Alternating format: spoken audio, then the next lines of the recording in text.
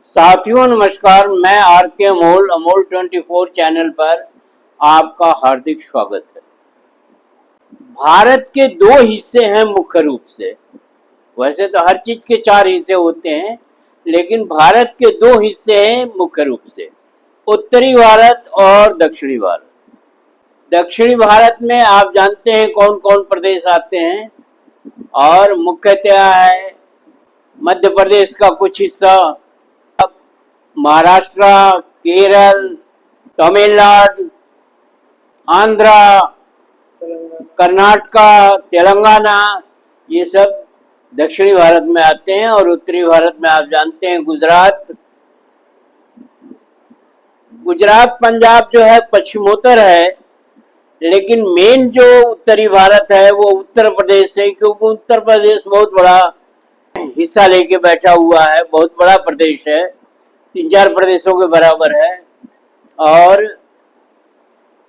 बिहार, मध्य प्रदेश, ये सब हिस्से हैं। और पूर्वोत्तर जो है आप जानते हैं छोटे छोटे प्रदेश हैं, छोटी छोटी बस्तियां हैं, बाद में वो विकसित हुआ है या उनका नामकरण हुआ है, तमाम चीजें हैं आप जानते हैं। मेन जो है आज हम बिहार और उत्तर प्रदेश के बारे में चर्चा करेंगे।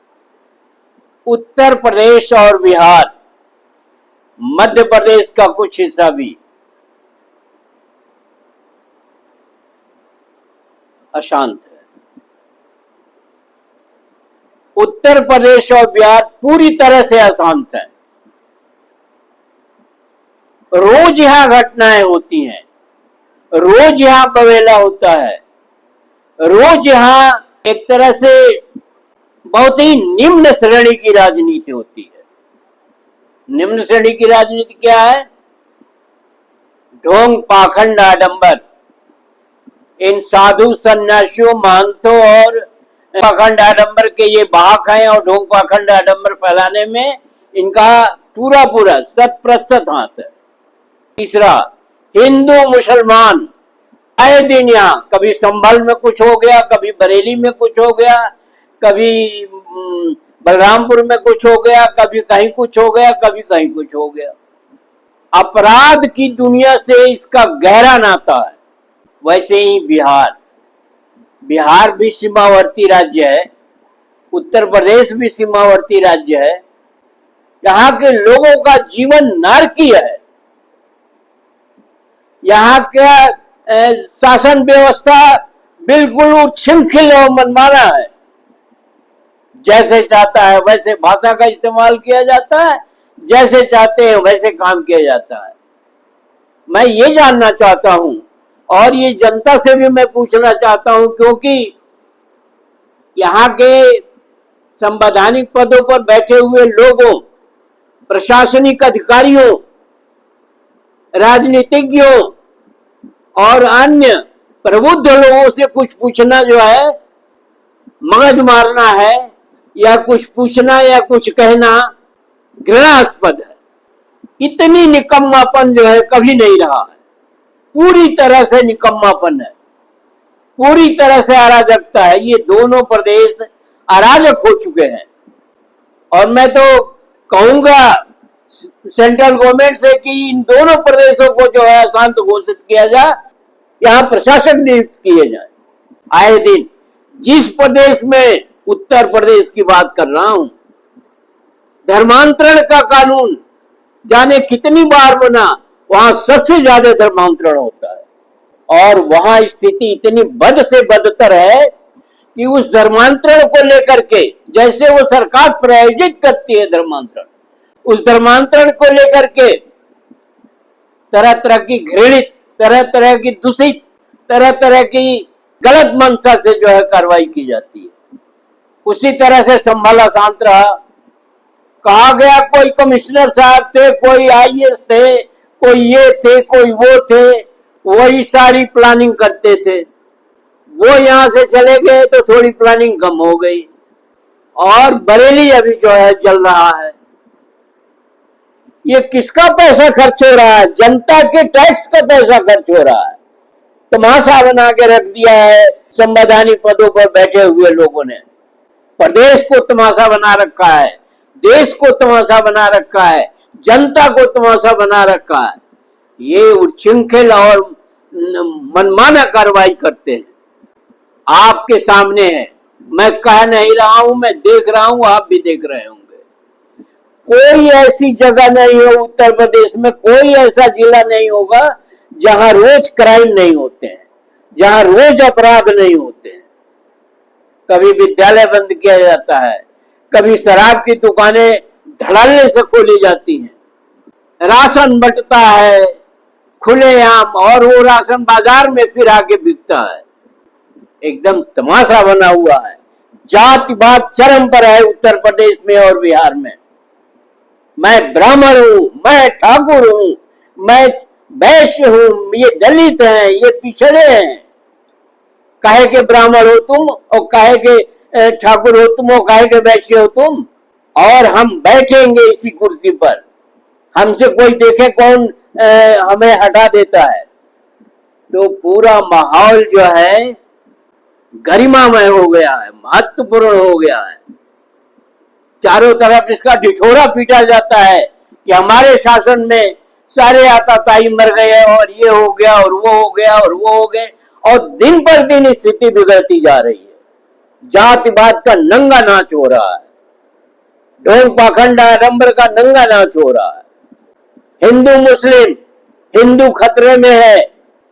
पता नहीं कौन सा खतरा है हिंदू के ऊपर, और हिंदू है कौन? पहले तो यही नहीं बताते हैं कि कौन हिंदू है। दलित पिछड़े तो कहते हैं मैं हिंदू नहीं हूं। प्रशासनिक अधिकारियों का नीचे तक उसके संवैधानिक अधिकारियों पर बैठे हुए लोग जातिवाद करते हैं, धर्मवाद करते हैं, ढोंग पाखंड आडंबर फैलाते हैं, और कहते हैं कि मेरे यहां अमन चैन है, बहुत अमन चैन है। वो खुद अपनी पीठ थपथपाते हैं। इतना गिरा हुआ शासन और प्रशासन और इतनी गिरी हुई स्तर की जो चीज हमने तो कभी नहीं देखी है। कार्यक्रम क्या होते हैं, भाषा तक मर्यादित है। ठोको, बुलडोजर, ये सब अक्षम काम आदमी काम करता है, जिसके कार्य ये इस तरह की कार्रवाई करते हैं। और कुर्सियां दूध से धुलवाई जाती है, कहा जाता बटेंगे तो घटेंगे। बांट भी रहे हो आप खुद और कह भी रहे हो आप खुद। ये जो दंगे हो रहे हैं, चाहे वो संभल में हो, संभल में तो प्रायोजित था, और क्या कहते हैं बरेली में जो हो रहा है इसमें भी कोई कुछ दम नहीं था। अन्य जगहों में हो रहा है उसमें भी कुछ दम नहीं था। केवल धर्म के नाम पर, ढोंग पाखंड आडंबर के नाम पर, और एक जटिल दिमाग है, उसके तहत जो है इस तरह की कार्रवाइयां की जा रही हैं। ये जरा भी शर्म नहीं है कि प्रदेश का कोई विकास नहीं है। प्रदेश में लोग भुखमरी की स्थिति में है, क्राइम बढ़ता जा रहा है, और क्राइम खुलेआम हो रहा है। बुलडोजर, कायर आदमी चलवाता है बुलडोजर, कायर आदमी की भाषा है ये सब। जो होशियार है, दमदार है, वो तो बैठे बैठे शासन कर लेता है और चू नहीं होता है। कोई नया कोई संवैधानिक पद पर नहीं बैठा है। 1950 से लोग संवैधानिक पद पर बैठते आए हैं, और इस तरह की स्थिति कभी नहीं रही है। ये मेरा आंख से देखा हुआ है। होते हैं कुछ बातें होती हैं, जब दुनिया है तो दुनिया में तो होगी ही होगी। लेकिन जो साधुओं का नंगा नाच हो रहा है, कोई कह रहा है अपनी ही औरतों को ये मुंह मार ली होगी 25 साल की उम्र तक, कोई शासन प्रशासन उस पर कोई कार्रवाई नहीं करता। कोई कह रहा है 2% 4% शुद्ध हैं, कोई कार्रवाई नहीं होती है। कोई कह रहा है गले में मंगलसूत्र नहीं है, मांग टीका नहीं, तो समझो प्लाट का, कुछ भी। और सरकार एकदम चुप है, जैसे सरकार करवा रही हो। इतनी बिगड़ी हुई स्थिति उत्तर प्रदेश की मैंने बहुत बिगड़ी हुई स्थिति देखी है, लेकिन इतनी बिगड़ी हुई स्थिति हमने नहीं देखी है। वैसे ही बिहार की स्थिति है। तो उत्तर भारत क्यों अशांत है और दक्षिणी भारत क्यों शांत है? प्रश्न ये है मेरा। दक्षिणी भारत में इस तरह का कोई नहीं होता है, इसके मतलब उत्तरी भारत में जो लोग शासन में है वही ये सब करवा रहे हैं और कर रहे हैं, और अगर नहीं कर रहे हैं तो उनके शासन का मतलब क्या हुआ? अपने विपक्षी लोगों को ठोको करते हैं, बुलडोजर चलवाते हैं और अपने लोगों पर नहीं करते हैं। इसका मतलब ये है कि आपका शासन जो है पक्षपात पूर्ण है। फिर आपके शासन का और आपके ठोको का क्या रिजल्ट निकला, क्या परिणाम निकला? एक कहानी सुनाता हूं मैं, वो मैंने नहीं लिखी है, प्रेमचंद जी ने लिखी है।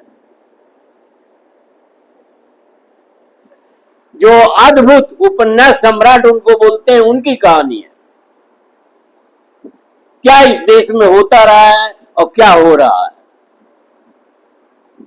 कहानी है, एक हमें कहने में भी शर्म आती है, एक दलित वर्ग से, जिसको चमार कहते थे पहले लोग, क्योंकि कहानी में भी चमार ही लिखा हुआ है। तो वो जो है अपनी लड़की की शादी तय करता है और उसकी पत्नी, और वो चाहता है, क्योंकि ढोंग आडंबर तो यहाँ के लोगों के खून में बहता है। यहाँ बिल्कुल ही नॉनसेंस जिसको कहते हैं, जिसके पास कुछ भी समझ नहीं है, वो लोग ऊपर से नीचे तक भरे हुए हैं और रहते हैं यहाँ। जो यहाँ के रहने वाले हैं वो भी गंवार है, प्रशासनिक अधिकारी भी गंवार है और संवैधानिक पदों पर बैठे हुए लोग भी गंवार है। तो वो कहानी है कि वो, उसका नाम दुखी होता है। वो अपनी लड़की की शादी तय किया है, तो उसकी साहित्य वाहित निकालने का के लिए वो पंडित जी के घर जाता है और उसमें रिश्वत में एक बोझा घास लेके जाता है। बेचारा घास काटता है, घास काट करके उनके घर पर जाता है और पंडित से कहता है ये घास मैं कहाँ रख दूं? तो पंडित कहता है कि ये गाय के उसमें डाल दो, गाय के सामने। और पूछता है सुबह सुबह तुम कैसे आ गए? पंडित के विषय में लिखा हुआ है, सुबह उठ करके वो जो है अपना पूजा का बर्तन धोते हैं और चंदन घिसते हैं, टीका फना करते हैं और एक भेष बनाते हैं जैसे साधु बनाते हैं। ढोंग पाखंड आडंबर। तो उसने पंडित से प्रार्थना किया कि आप आज हमारी साहित्य निकाल देते हमारी बच्ची के लगन का उगन का। उसने कहा मैं इतनी जल्दी साहित्य नहीं निकालता, पहले मैं पूजा करूंगा, फिर मैं नाश्ता खाना जो भी है वो करूंगा, फिर उसके बाद देखा जाएगा। तब तक तुम जो है ये घास काट दो और ये दरवाजा पूरा साफ कर दो। उसने दरवाजा साफ कर दिया, घास काट दिया। फिर उन्होंने कहा अभी मैं नहीं चल पाऊंगा, तुम ये लकड़ी जो है वो चीर दो, वो कुल्हाड़ी से काट के पतले पतले चैलिया बना दो। चैलिया बनाने लगा। चैलिया बनाने के दौरान उसको भूख लग गई, पर खाना कहाँ से लाए? उसका घर तो मिलो दूर था। तो उसने कहा चलो एक चीलम ही पी लेते हैं, जैसे आजकल शराब पिलाया जा रहा है मिस्त्रियों को, छोटे छोटे लोगों को, और उनको शराब पिलाया जा रहा है जानबूझ करके शराब की दुकानें खोली जा रही हैं। तो उसने जो है कहा कि चलो एक चिलम ही पी लेते हैं। तो सोचा आग कैसे मांगे, किससे मांगे? तो आग वाग जो है मांगने के चक्कर में पंडिताइन बिगड़ गई कि मैं चमार को आग दूंगी। उन्होंने चिमटे से फेंक दिया और कहने लगी पंडित से जाने आप किसको किसको बुला लेते हैं, मेरा धर्म नष्ट कर देते हैं, मेरे पाप लगता है। तो ये ढोंग पाखंड आडंबर, आदमी आदमी से घृणा करता है, इससे बड़ा ढोंग कोई हो नहीं सकता, इससे बड़ा पाखंड कोई हो नहीं सकता। किसी तरह से उसको आग मिलती है, चिलम पीता है। अब उसको लगी है भूख, वो चैलियां डालता रहता है। 4 बज गया, 5 बज गया, 6 बज गया, और उस दुष्ट ब्राह्मण ने जो है उसका काम नहीं किया। वो धीरे धीरे उसको भूख सताने लगी, उसका निर्जीव होने लगा, पानी भी नहीं पी सकता था, पानी भी नहीं मिलेगा, और उसने प्राण त्याग दिए, वो मर गया। वो ब्राह्मणों का गांव था और एक घर गोड़ था। गोड़ ने जाकर के जो है चमारों की बस्ती में कहा कि कोई नहीं जाएगा लाश उठाने के लिए। देखो दरवाजे पर लाश पड़ी है, कैसे लाश उठती है। कोई नहीं गया, सब डर गए। फिर पंडित के दरवाजे पर जाने पर उन्होंने लगता था कि कहीं मारपीट न हो जाए। शाम हो गई, अंधेरा हो गया, 6 बज गए, पूरी तरह से अंधेरा हो गया। वहां उनकी औरतें आके रोने पीटने लगी और कहा गया कि अंदर से आवाज आई पंडिताइन की कि चमारों का रोना जो है दरवाजे पर बहुत अशुभ होता है, सुनते जाइए कहानी का सार। आदमी आदमी का कितना बड़ा जो है वो है, कितनी घटिया बात है, कितनी निम्न स्तर की बात है, इस देश के लिए कलंक है। तो चमाई ने रोती रोती घर चली गई। अंधेरा हो गया, पंडित जी ने एक रस्सा ले आए, उसके गले में रस्सा बांधा और घसीट करके जो है सुनसान जगह पर फेंक आए। फेंक करके आके उनको बड़ी ग्लानि हुई कि हमने एक चमार की लाश जो है वो हटाई यहाँ से घर से और नहाए धोए पूजा पाठ ये किया वो किया और उसकी लाश जो है उस दलित की चील कौवे खा गए। ये कहानी है प्रेमचंद की, मेरी नहीं है। ये पुराना भारत है। इस देश को गुलाम रहना सही है। इस देश के लोग जो हैं वो बहुत पतित हैं, निर्लज्ज हैं और कमीने हैं, जो धर्म के नाम पर, ढोंग पाखंड के नाम पर आदमी की इज्जत नहीं करता है। वो देश है। ये कहानी हो गई। अब वर्तमान में सुनिए, कहीं कुछ बदला नहीं है। अभी रायबरेली का किस्सा है। फतेहपुर का रहने वाला हरिओम जो वाल्मीकि समाज से था, वो यहाँ आया, उसकी पत्नी यहाँ बैंक में काम करती है। थोड़ा दिमाग से कमजोर था वो। उसको चोर समझ करके वो सही जवाब नहीं दे पा रहा था कई लोगों का, तो उसको चोर समझ करके लोगों ने खूब पीटा, बहादुरी के साथ पीटा। रायबरेली के लोग बहुत बहादुर हैं। एक निरीह, एक अनजान, एक दलित, उसको खूब पीटा और जब वो लहूलुहान हो गया, मरणासन हो गया, तो उसको झाड़ियों में फेंक दिया। और हमें लगता है कि उन्होंने कहा ये इस देश की असलियत है, ये इस देश की वास्तविकता है। और वो झाड़ियों में कोई दवा इलाज नहीं हुई, वो मर गया। तो मरना चाहिए इस देश के लोगों को, इस देश के प्रशासनिक अधिकारियों को, इस देश के संवैधानिक पदों पर बैठे हुए लोगों को डूब मरना चाहिए, जो जिनके अंदर से मनुष्यता खत्म हो गई है, जो मनुष्य है ही नहीं। वो राक्षस भी नहीं है, वो पशु भी नहीं है, वो पशु से भी नीचे के स्तर के हैं। इस तरह की पशुता हो रही है, इस तरह का जो है अमानवीय कार्य हो रहा है, इस तरह का एक उच्छृंखल कार्य हो रहा है। आज की बात है तो प्रेमचंद की उस कहानी में और इस कहानी में क्या अंतर है? परिस्थितियों का अंतर है। दलित के नाम पर, पिछड़े के नाम पर अत्याचार होता है और कहते हैं मैं पंडित हूं, मैं ठाकुर हूं, मैं वैश्य हूं। शर्म आनी चाहिए ये कहते हुए। तुम सब कुछ हो, मनुष्य नहीं हो तुम। तुम्हारे अंदर अगर मनुष्यता नहीं है तो चाहे जो भी हो वो सब निंदनीय है। जब एक आदमी का सम्मान नहीं कर सकता है, उसकी इज्जत नहीं कर सकता, उसकी सुरक्षा नहीं करता है, तो ये लानत है संवैधानिक पदों पर बैठने की। जमीर नहीं है तुम लोगों के पास।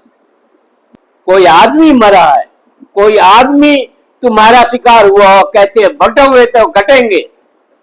गंगा जल से कुर्सी धुलवाते हो, टोटी खोज नहीं पाते हो और कहते हो बटोगे तो कटेंगे, कटोगे तो बटोगे तो कटोगे।